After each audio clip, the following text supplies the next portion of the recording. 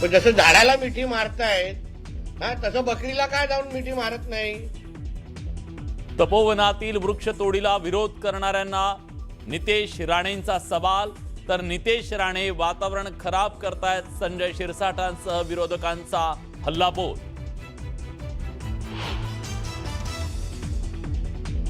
मुंबई पालिकेत शिवसेना उभाठा काँग्रेससोबत आघाडी करणार. आघाडीबाबत उद्धव ठाकरेंची दिल्लीत खरगेंसोबत बैठक होणार, सूत्रांची माहिती.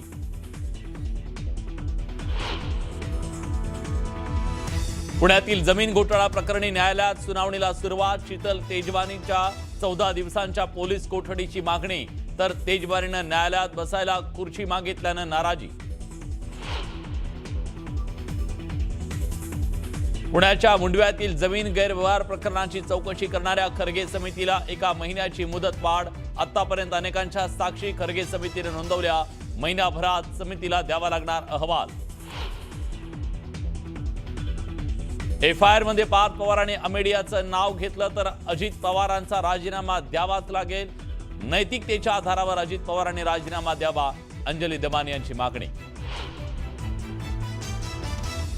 मुंबईतल्या गोरेगावमधील विवेक ज्युनियर कॉलेजमध्ये मुस्लिम विद्यार्थिनीसाठी बुरखा बंदी. मुस्लिम विद्यार्थिनींकडून नाराजी व्यक्त. केंद्रीय मंत्री नितीन गडकरींकडून मुंबई गोवा हायवेसाठी नवीन डेडलाईन.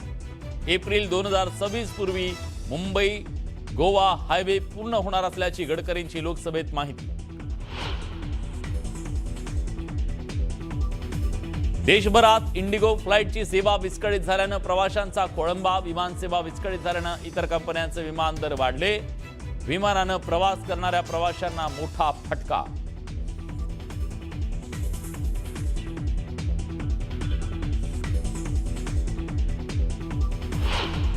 जागा ती वतनदारांची आहे, सरकारची जागा नाही. नाही, याच्यामध्ये त्यांचं असं म्हणणं आहे की ही जागा वतनदारांची आहे, पण याच्यामध्ये असं झालंय की 1955ला ते जे काय सरकारने ती घेतली त्याच्यानंतर त्याच्याबरोबर कलेक्टरांचा आणि बॉटनिकल गार्डनचा यांचा करार झाला, परंतु ती भाडे करार होय. वतनदारांचा त्यात रोल आहे, पण आता मूळ पाहता ती भारत सरकार म्हणजे मुंबई सरकारची आहे आणि मुंबई सरकारचा असा सातबारा आहे, तो सातबारा बंद आहे. वतनदारांनी दिली कशी मग? वतनदारांनी 2006-07ला पॉवर दिली होती. का पॉवर दिली होती की शीतल तेजवानी वतनदारांना असं आम्हीच दाखवलं होतं, असं सांगितलं होतं की सदर जागा मी तुम्हाला सोडून देते. कोर्टासमोर आता ते सांगितले की आम्ही 2006-07ला पॉवर दिली, पण त्या पॉवर फक्त आम्ही कशासाठी दिली होती? कोर्ट कामाची. नाही, पॉवर आम्ही दिली होती पण ती कोर्ट कामाची होती. ती आम्ही कुठलेही खरेदी खत करून देण्यासाठी नाही. आम्ही कोऱ्या कागदावर आमच्या सह्या घेतल्या आणि ती तुम्ही फसवणूक झाली असं सांगितलं. हो, आम्ही कोर्टाला सांगितलंय की कोर्टाला आम्ही एवढं सांगितलंय की बाबा आमची फसवणूक करून ही पॉवर ऑपरेटरनी घेतली गेली. त्याचा मिसयूज 2025ला केला. त्याच्यामध्ये आमेडिया कंपनीने तो खरेदी खत हे केलंय ना. हो, पॉवर ऑपरेटरने तिने खरेदी खत करून दिलंय ना आमेडियाला. आमेडियाचा रोल आहे ना यात, आमेडिया कंपनीचा रोल आहे. त्याच्यामध्ये भागीदार कोण कोण आहे त्यांचाही रोल आहे. आता आम्ही कोर्टाकडे अशी मागणी केली आहे की संबंधित शीतल तेजवानी हिचा रिमांड कमीत कमी 14 दिवसाचा करावा. कारण का याच्यामध्ये 7/11ला एफआयआर लॉस झाली, त्याच्यानंतर 7/11 ते आज 4 तारीख आहे. मधल्या 30 दिवसामध्ये 20 दिवसामध्ये ती कुणाला भेटली, काय भेटली, काय कारण, याच्यामध्ये कोण कोण अजून इन्व्हॉल्व आहे. शिवाय 300 कोटीचं ट्रान्झॅक्शन झालं, ते 300 कोटी कुणाला दिले, कुणाकडून घेतले, कुठं ठेवले, असं एकंदरीत पाहता आम्ही रिमांडला 14 दिवशी मागितलेली आहे. त्यांच्या वकिलांचं असं म्हणणं आहे जी एफआयआर केलेली आहे ती चुकीच्या पद्धतीने केली. नाही, एफआयआरच्या 2 पार्ट आहेत. एफआयआरच्या 2 पार्ट कसे? 552 2025 हा जो खडकचा एफआयआर आहे त्याच्यामध्ये 2 पार्ट आहे. एक पार्ट मध्ये बुपडीचा आहे आणि दुसऱ्या पार्ट मध्ये मुंडव्याचा आहे. मग त्याच्यावर एफआयआर चुकीचा नाहीये.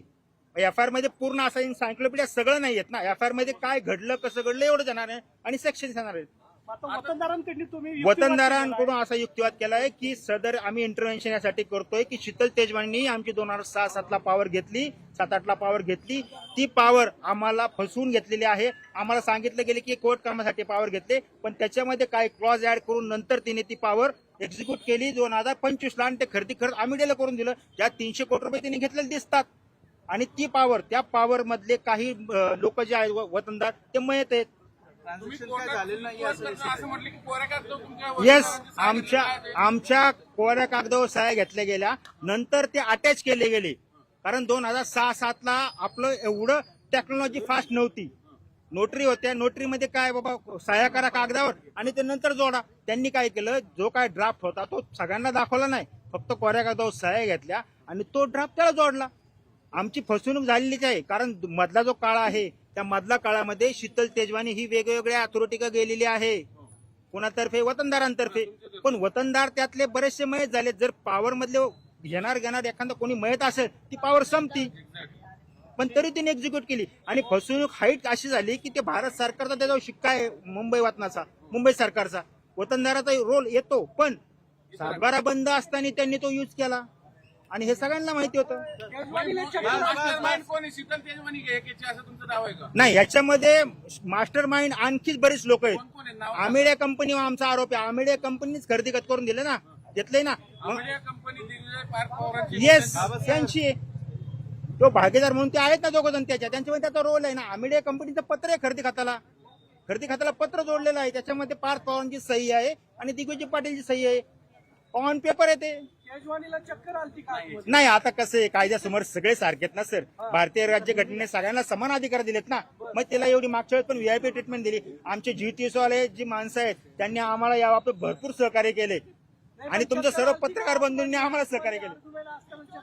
नाही, ते काय माहित नाही, मी पुढे होतो त्या मागवत. न्यूज आहे मनसेकडून मतदार याद्यांबाबत 4.25 लाख हरकती नोंदवण्यात आल्या. मतदार याद्यांवर हरकती सूचना नोंदवण्याची शेवटची तारीख होती आणि तोपर्यंत मनसेनं तब्बल 4.25 लाख हरकती नोंदवल्याची माहिती समोर आली आहे. तर मुंबई शहर परिसरामधून तब्बल 1.25 लाख हरकती सूचना करण्यात आल्याची माहिती सुद्धा समोर येते. तर आताची सगळ्यात मोठी आणि महत्त्वाची बातमी म्हणावी लागेल, मनसे ही आक्रमक झाल्याचं पाहायला मिळते आणि त्याचबरोबर ऍक्टिव्ह झाल्याचं सुद्धा दिसतंय. आणि याविषयी अधिक माहितीसाठी आपल्या प्रतिनिधी प्रणाली कापसे आपल्यासोबत जोडल्या गेल्या आहेत. प्रणाली, काय सांगाल, आतापर्यंत किती हरकती आणि सूचना आलेल्या आहेत मतदार याद्यांवर?